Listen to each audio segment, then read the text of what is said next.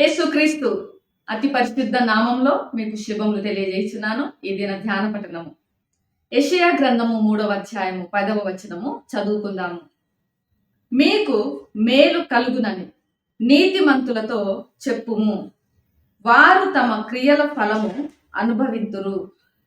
ఇక్కడ మేలు అనే మాటను మనం చూస్తున్నాము. ప్రతిరోజు కూడా మనం ఉదయం లేచుట తోడనే మనకు మేలు కలగాలని మనం కోరుకుంటాము. మేలు జరగాలని మనం ప్రార్థిస్తాము. మేలే జరగాలని మనం ఆశిస్తాము.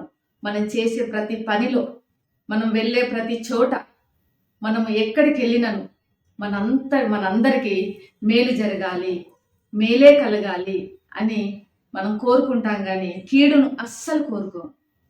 అయితే ఇక్కడ మేలు కలుగునని నీతిమంతులతో చెప్పుమని మరి దేవుని వాక్యములో చూస్తున్నాము. ఇక్కడ సందర్భాన్ని చూసినట్లయితే ఎందుకు మేలు కలుగునని నీతిమంతులతో చెప్పుము అంటే, అనీతిమంతులు ఉన్నారా అక్కడ? అనీతి జరుగుతున్నదా అంటే, యూదా దేశములో ఎంతో గలిబిలి ఉన్నది, ఎంతో గందరగోళమైనటువంటి పరిస్థితి నెలకొని ఉన్నది, అనిశ్చిత పరిస్థితి ఉన్నది. ఎందుకంటే యూదా ప్రజలు దేవుని దృష్టిలో ఎంతో అక్రమంగా ప్రవర్తిస్తున్నారు, ఎంతో అన్యాయం చేస్తున్నారు, విగ్రహారాధనలో పడిపోయారు, దేవునికి దూరంగా జీవిస్తున్నారు. మరి అలాంటి పరిస్థితులలో దేవుడు వారికి ఒక హెచ్చరికను పంపించాడు. దేవుని గురించినటువంటి తీర్పును, తన ఉగ్రతను వెల్లడి చేస్తున్నాడు. అక్కడ పరిస్థితి అంతా కూడా అనిశ్చితంగా ఉన్నది.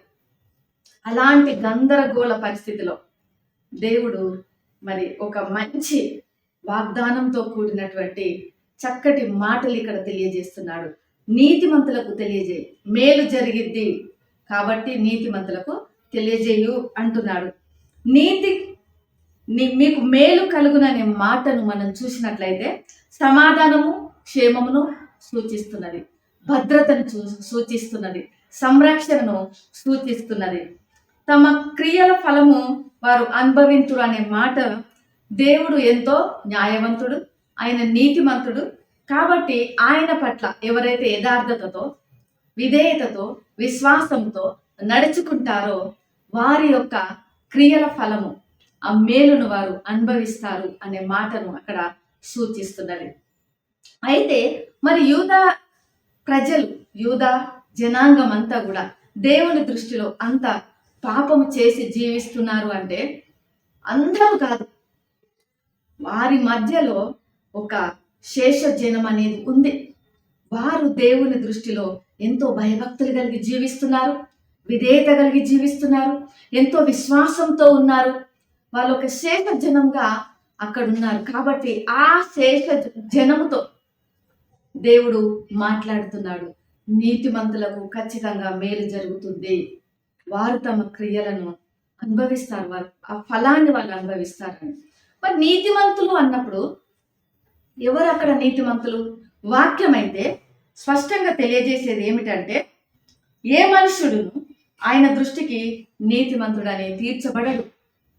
మరి ఏ మనిషి కూడా ఈ లోకంలో నీతిమంతుడుగా లేడు. ఎవరు నీతిమంతుడు అంటే యేసుక్రీస్తుల వారే నీతిమంతుడు. మరి ఆయన ద్వారానే మనము నీతిమంతులంగా తీర్చబడుతున్నాము. ఎలా అంటే యేసుక్రీస్తునందలి విమోచనం ద్వారా ఉచితంగా నీతిమంతులమని తీర్చబడుతున్నాము.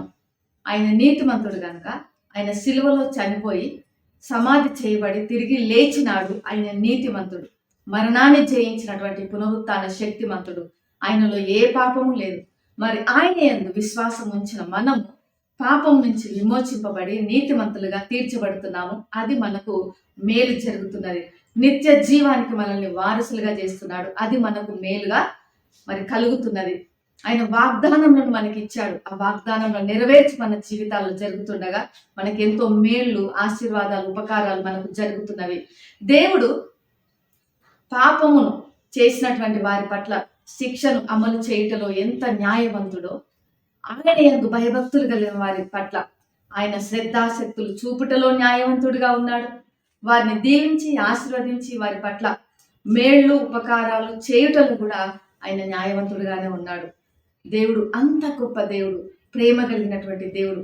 మరి ఈ ఉదయకాల సమయంలో మరి యేసు క్రీస్తుల వారి యందు, ఆయన నామమందు విశ్వాసం ఉంచిన మనము నీతివంతులుగా తీర్చబడుతున్నాము. కాబట్టి మన చుట్టూ గందరగోళ పరిస్థితులు ఉన్నప్పటికీ, మన చుట్టూ గలిబిలి ఉన్నప్పటికీ, పరిస్థితులు గజిబిజిగా ఉన్నప్పటికీ, మరి అనిశ్చిత పరిస్థితులు మన చుట్టూ నెలకొని ఉన్నప్పటికీ, మనము ఆయన యందు విశ్వాసం ఉంచినప్పుడు మన జీవితాలలో, మన కుటుంబాలలో ఆయన మేలు జరిగించే దేవుడుగా ఉన్నాడు.